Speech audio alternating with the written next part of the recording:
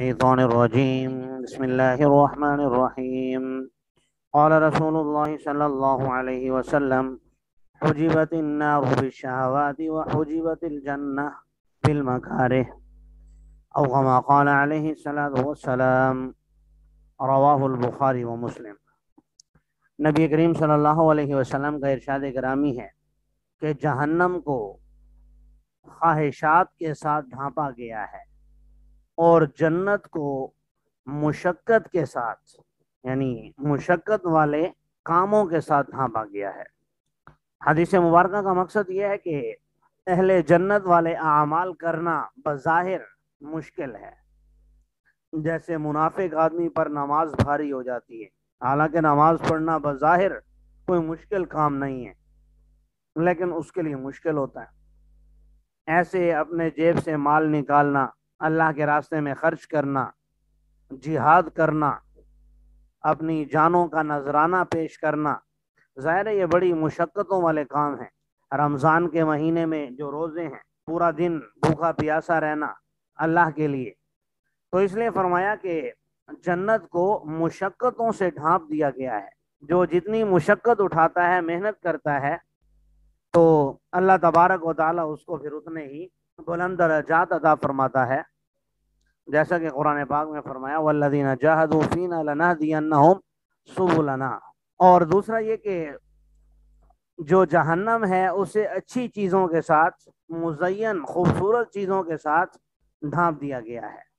تو جو انسان کی خواہشات ہوتی ہیں، جو انسان اپنے خواہشات کا غلام بن جاتا ہے اور پوری زندگی اپنی خواہشات کے پیچھے لگ کر گزار دیتا ہے، تو گویا اس نے اپنی خواہشات پہ عمل کر کے اپنے لیے جہنم کا راستہ ہموار کر دیا۔ اللہ تعالی ہم سب کی حفاظت فرمائے۔ باقی الفاظ کے حوالے سے حجبت، یہ باب نصرہ سے استعمال ہوتا ہے، ماضی مجہول کا صیغہ ہے، آپ جانتے ہیں، چھپانا۔ حجابن اس کا مصدر ہے حجاب۔ حجاب میں بھی یہی ہوتا ہے کہ عورت اپنا چہرہ، اپنا یعنی بدن، اپنے سر کے بال خاص کر چھپاتی ہے۔ پردہ کرنا، کسی کو اندر آنے سے روکنا، اس کی جمع حجبن آتی ہے حجاب کی۔ بالشہوات، شہوتن کی جمع ہے۔ نصرہ اور سامیہ سے استعمال ہوتا ہے پسند کرنا، کسی کو بہت زیادہ چاہنا۔ وحجبت الجنہ بالمکارہ، مکارہ مکرہتن کی جمع ہے، اور باب سامیہ سے استعمال ہوتا ہے مکرہتن، اس کا مصدر آتا ہے ناپسند کرنا۔ اسی سے ایک لفظ الکرہ، کاف راہا، انکار، مشقت۔ باقی ترکیب آسان ہے، یقیناً آپ حضرات کو آتی ہوگی۔ حجبت النار بالشہوات، فعل نائب فاعل اور جار مجرور مل کر متعلق ہو کر معطوف علیہ، اگلا جملہ معطوف، معطوف معطوف علیہ مل کر جملہ فعلیہ خبریہ ہو جائے گا۔ قال رسول اللہ صلی اللہ علیہ وسلم: یحرم ابن آدم ویشب منہ اثنان الحرص علی المال والحرص علی العمر، او کما قال علیہ الصلاۃ والسلام۔ رواہ البخاری و مسلم۔ نبی کریم صلی اللہ علیہ وسلم کا ارشاد گرامی ہے کہ ابن آدم جیسے جیسے بوڑھا ہوتا ہے، ویسے ویسے اس میں دو چیزیں جوان ہوتی ہیں۔ ایک مال پر حرص، لالچ، اور دوسرا عمر پر حرص، یعنی وہ یہ چاہتا ہے کہ میرے پاس مال زیادہ ہو جائے، اور اس کی جب مال زیادہ ہے تو اس کی خواہش ہوتی ہے تھوڑا سا اور جی لوں، تھوڑا سا اور جی لوں۔ 100 سال کا بھی ہو جائے تو اگر حرص ہے تو اس کی خواہش ہی ہوگی کہ میں تھوڑا سا اور جی لوں۔ لیکن اس حدیث مبارکہ میں یہ بات یاد رکھیے، یہ دو چیزیں اس کے اندر جوان ہوتی ہیں جس کے اندر ہوں، جو اپنے اندر پیدا کر چکا ہو، جس کے اندر پیدا ہوئی ہوں۔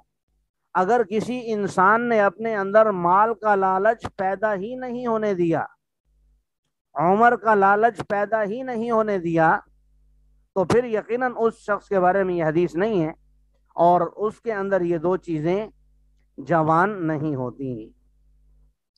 لیکن چونکہ عام طور پر انسان کہ خواہش یہ ہوتی ہے کہ میرے پاس مال ہو، مال و دولت ہو، جائیدادیں ہوں، اور جب یہ سب چیزیں ہوں تو پھر خواہش یہی ہوتی ہے کہ میں اسی میں رہوں۔ اس لیے حضور صلی اللہ علیہ وسلم نے فرمایا کہ عام طور پر ابن آدم جب بوڑھا ہوتا ہے تو اس میں دو چیزیں جوان ہوتی ہیں، مال پر حرص اور عمر پر حرص۔ باقی یحرم یہ باب سمیع سے استعمال ہوتا ہے، حرمن، محرومن، محرومتن، یہ سب اس کے مصادر ہیں۔ بہت بوڑھا، کمزور ہونا، یہ شبو، یہ باب ضربہ سے استعمال ہوتا ہے، شبابن، شبوبن، جوان ہونا، سن بلوغت سے 30 سال کی عمر تک کے آدمی کو شباب کہا جاتا ہے، یعنی اس کے لیے جوانی کا لفظ استعمال ہوتا ہے۔ اور شباب جو ہے شابن کی جمع ہے، جوان۔ جی آگے الحرص، یہ باب نصرہ اور سامیہ کا مصدر ہے، لالچ کرنا، بہت چاہنا۔ جی عمر بمعنی زندگی، باب ضربہ اور نصرہ سے استعمال ہوتا ہے، لمبی عمر پانا۔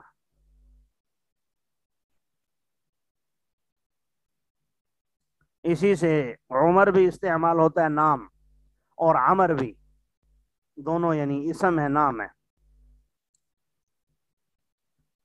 باقی ترکیب کے حوالے سے یحرم فعل، ابن آدم مضاف مضاف الیہ ہو کر فاعل، فعل فاعل مل کر جملہ فعلیہ خبریہ ہو کر معطوف علیہ و عاطفہ۔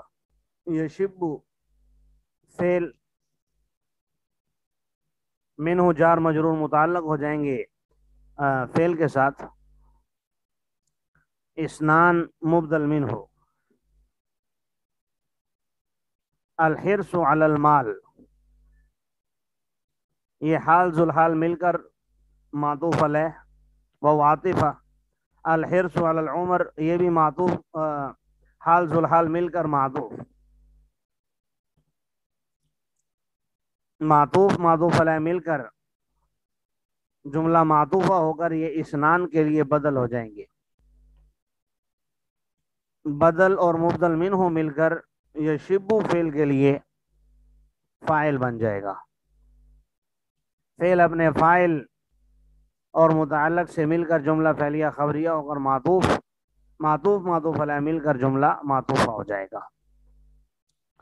قال رسول اللہ صلی اللہ علیہ وسلم نعم الرجل الفقیہ فی الدین ان احتیج الیہ نفع وان استغنی عنہ اغنى نفسہ او کما قال علیہ الصلوۃ والسلام، رواہ رزین۔ نبی کریم صلی اللہ علیہ وسلم کا ارشاد گرامی ہے کہ بہترین انسان، بہترین آدمی وہ ہے جو دین کی سمجھ رکھتا ہو۔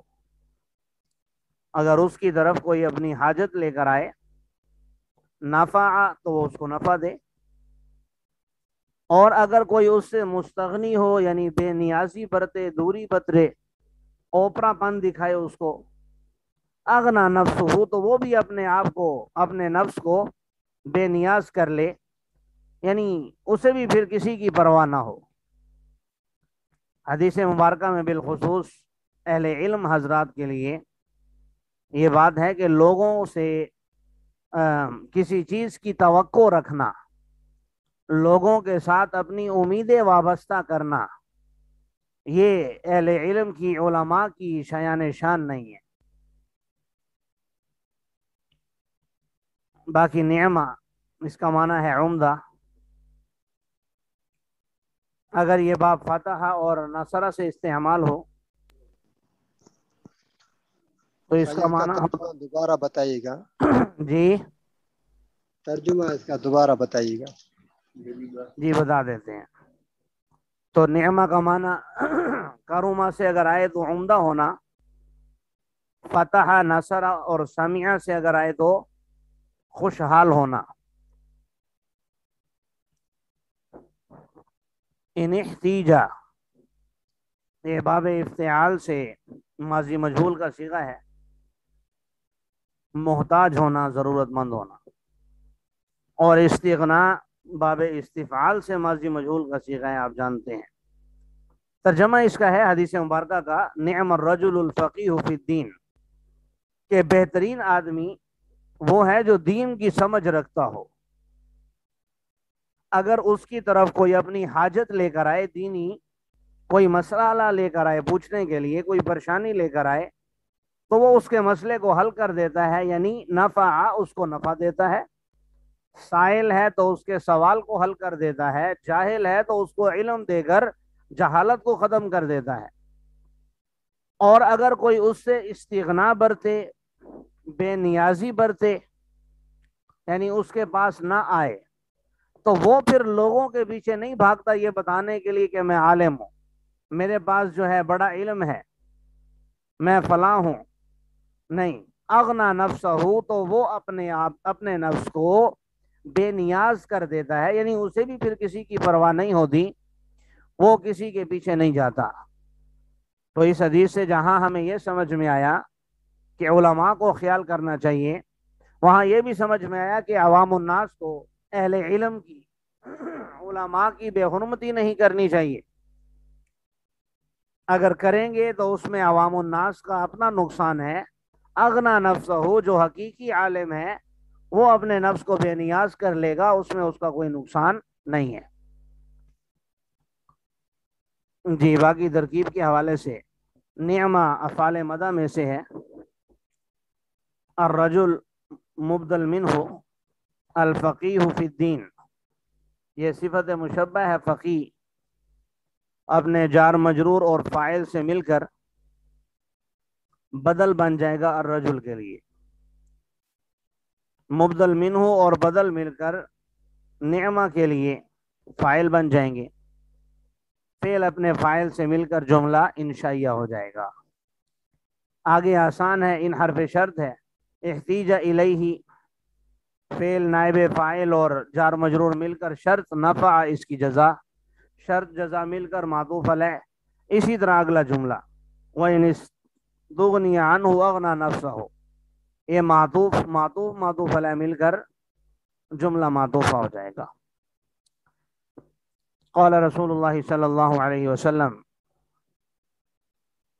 يتبع المیت ثلاثة فيرجع اثنان ويبقى معه واحد يتبعه أهله وماله وعمله فيرجع أهله وماله ويبقى عمله، او كما قال علیہ الصلاۃ والسلام، رواہ البخاری و مسلم۔